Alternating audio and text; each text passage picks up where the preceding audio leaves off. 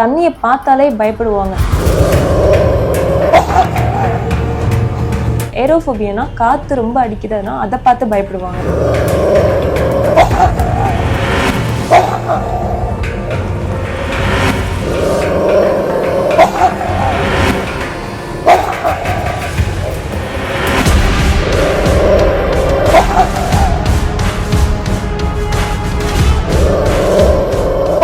கடந்த சில மாதங்களாவே இந்தியாவில் கடத்தல் கற்பழிப்பு சம்பவங்களை விட நாய்க்கடி சம்பவம் தான் அதிகம் அப்படின்னு சொல்லி ஒரு டேட்டா சொல்லுது. பெரும்பாலான மக்கள் ஒரு நாயை செல்லப்பிராணியா வளர்க்குறத நம்ம பார்த்துருப்போம். ஆனா சில மக்கள் நாய் வளர்க்குறத தடை செய்யணும் அப்படின்னு சொல்லிக்கிட்டு இருக்காங்க. இந்த நாய்க்கடி சம்பவங்கள், இறப்புகளை பற்றி மக்களோட கருத்து என்ன, மக்கள் இதை பத்தி என்ன நினைக்கிறாங்கன்றத வாங்க கேட்டு தெரிஞ்சுப்போம். வீட்டு நாயை தான் வளர்க்குறவங்க என்ன பண்றாங்க, அதோட பருவநிலை வரும்போது கொண்டு வந்து தெருவில் விட்டு போயிடுறாங்க. மேட்டிங் டயத்துல மேட்டிங் விட முடியாம தெருவில் விடும்போது அது தெருவில் சொறி பிடிச்சி வேற வெறிநாய்கள் கடிச்சு வெறிநாயா மாறிடுது. இதை இப்போ என்ன பண்றாங்க, இதுக்கு தன்னார்வலர்கள் இருக்கவங்க நிறைய பேர் வந்து அதுக்கு உணவு வைக்கிறாங்க. உணவு வைக்கிறவங்க அவங்க கூட்டிட்டு போய் அவங்க வீட்டில் பராமரிக்கணும், இல்லை அவங்க தனியாக அதுக்கு இடம் போட்டு பராமரிக்கணும். எதுவுமே செய்யும், சோறை மாத்திரம் வச்சுட்டு போயிடுறான். அது தெருவில் தெரியுது, அவனாவது நடக்கும்போது அவனை கடிச்சு வச்சிருக்கு. அதுக்கு இனப்பெருக்க கட்டுப்பாடு ஊசி போடணும்னு சொல்லி பிடிச்சிட்டு போறாங்க. ஆனால் போடுறாங்கன்னு தெரியல, திருப்பி வந்த உடனே அதுக்கு மேட்டிங் ஆகி குட்டியை போட்டுருது. அது பிடிச்சிட்டு போன நாயே குட்டி போட்டுருது. அவங்க ஊசி போட்டாங்களா என்னன்னு தெரிய மாட்டேது.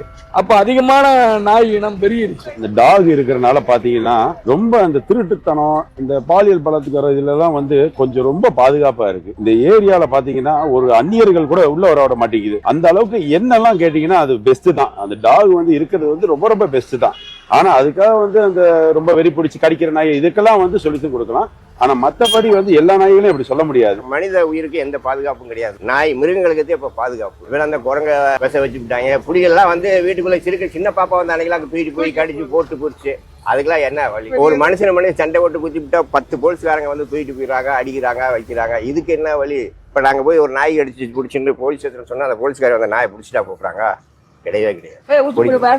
ஆஸ்பத்திரிக்கு போய் ஊசி போடுவாங்க. அங்க போய் முன்னாடியாச்சும் போனோன்னா ஊசி போடுவாங்க. இப்ப வரிசையில் நிற்க வேண்டியதா இருக்கு.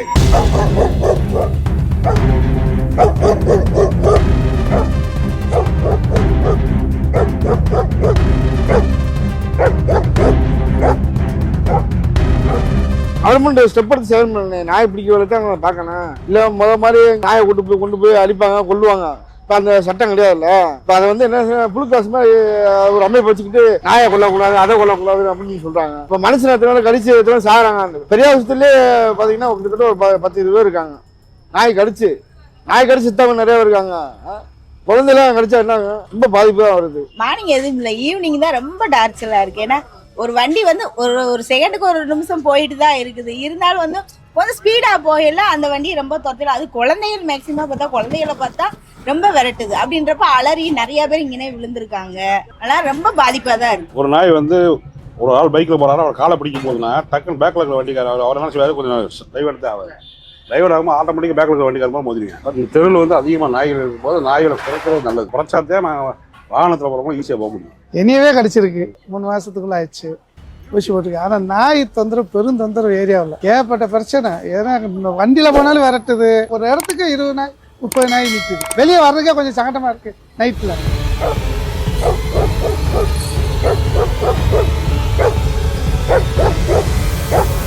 நைட்லலாம் நான் வந்து கேட்ரிங் வேலை பார்க்குறதுனால வந்து ஒரு 2 மணி 3 மணிக்கு ஆர்டர் வரும். நம்ம நைட்டு டிஃபன் காலையில் கொடுக்கணும். நம்ம செய்கிறதுக்கான நைட் 2 மணி 3 மணிக்கு போவோம். அப்போல்லாம் இந்த நாய் வந்து 10 நாய் ஒன்று சேர்ந்துக்கிட்டு வந்து துரத்துது. அப்போ பயந்து தான் போக வேண்டியது. 2 வீலரில் போனாலும் துரத்துது, நடந்து போனாலும் துரத்துது. செல்ல பிராணிகள், பூனை, நாய் இது எதுவுமே வளர்க்கக்கூடாது. அப்படி சட்டை ஏற்றணும், அது நல்லது. ஏன்னா வளர்க்க ரோட்டு கட்டில் விட்டுறாங்க. இது பூரா கடிச்சு கொதி ஆடு போல டேமேஜ் செத்துக்கிட்டு இருக்காங்க. அதான் 60 வயசு சாகிறவன் 20 வயசு வச்சு போயிருக்கேன். நான் சிறு வயசுல இருக்கும் போதெல்லாம் கிராமங்களில் வந்து நாய் வந்து அதோட பருவநிலை வரும்போது ஊழையிடும், அதிகமான ஊழையிடும். ஊழையிடுற சத்தம் வந்து வீட்டுக்கு ஆகாது, கிராமத்துக்கு ஆகாதுன்னு என்ன பண்ணுவாங்கன்னா அந்த நாய்களை வந்து வண்டியில வந்து தூக்கி விட்டுருவாங்க. சுருக்கு போட்டு மனுஷனை தூக்கு போடுற மாதிரி நாய்க்கு தூக்கு போட்டிருக்காங்க. அதுங்க கண்ணால சின்ன வயசுல பார்த்துருக்கோம். இப்போ எனக்கு 52 வயசு ஆகுது. சின்ன வயசுல பார்த்துருக்கோம். இப்போ அந்த மாதிரி செஞ்சா சட்டம் வந்து கடுமையா இருக்கிறதுனால அந்த மாதிரி யாரும் செய்ய மாட்டாங்க. அதனாலயும் இப்போ எண்ணிக்கைகள் நிறைய கூட்டிட்டு போகுது. நாய் வந்து குழந்தைகளை கடிச்சு இறந்து போறாங்கன்னு கேள்விப்படுறாங்க. அது எப்படி இருக்கு பார்த்தா? அது வந்து எப்படின்னா, நம்ம நாய்கள் வந்து ரோட்ல வந்து பிஸ்கட்னு சொல்லி நம்ம சுற்றி போடுறோம். இப்போ என் பேத்தியே வந்து ஒரு பிஸ்கட் பாக்கெட் வாங்குறதுக்கு வருது, அது நம்மளுக்கு தான் போட வருதுன்னு நினச்சிக்கிட்டு அந்த நாய் வந்து என் பேத்தி பக்கத்தில் போகிறப்ப என் பேத்தி பயந்து போய் அழுகுது. இந்த மாதிரி நடக்குது. முந்தியெல்லாம் கூட்டு போய் அதுக்கு ஊசி போடுவாங்க, ஏதாவது அதுக்கு வந்து ட்ரீட்மெண்ட் எடுப்பாங்க. இப்போ அப்படி கிடையாது.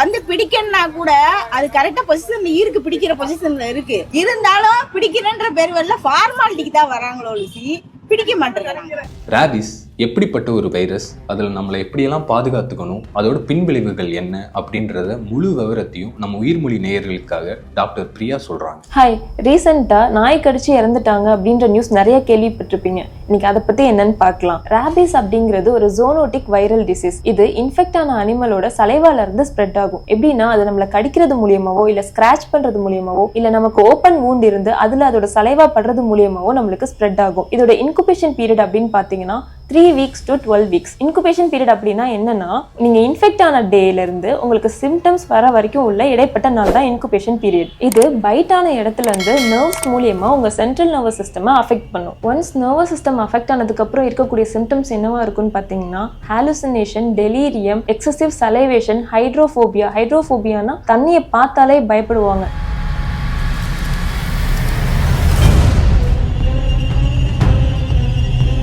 அதே மாதிரி ஏரோஃபோபியா. ஏரோஃபோபியானா காத்து ரொம்ப அடிக்குதுன்னா அதை பார்த்து பயப்படுவாங்க.